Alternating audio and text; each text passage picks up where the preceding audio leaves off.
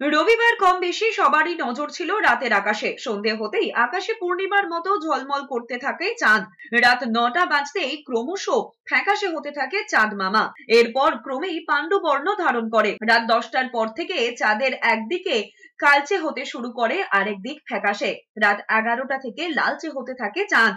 রাত 11:30টার কিছু পরে সবচেয়ে অন্ধকারাচ্ছন্ন দেখায় চাঁদকে। ওই সময় চাঁদের রং গাঢ় লালচে বর্ণ ধারণ করে। চাঁদ এবং সূর্যের মাঝে পৃথিবী চলে আসায় তার ছায়া পড়ে চাঁদে। সেই সময় হয় পূর্ণগ্রাস চন্দ্রগ্রহণ। চাঁদ পুরোপুরি কালো হয় না, বদলে লাল হয়ে ওঠে। যেহেতু পৃথিবীর বায়ুমণ্ডল যখন সূর্যের লাল আলো গ্রহণ করে, তখন সূর্য রশ্মির লাল অংশ কম পরিমাণে প্রতিসরিত হয়ে চাঁদের উপর গিয়ে পড়ে। অন্যদিকে সূর্যের নীল অংশ চারিদিকে ছড়িয়ে পড়ে। রবিবার পূর্ণগ্রাস চন্দ্রগ্রহণ ভারতে হয়েছে রাত 12টা 22 মিনিট পর্যন্ত।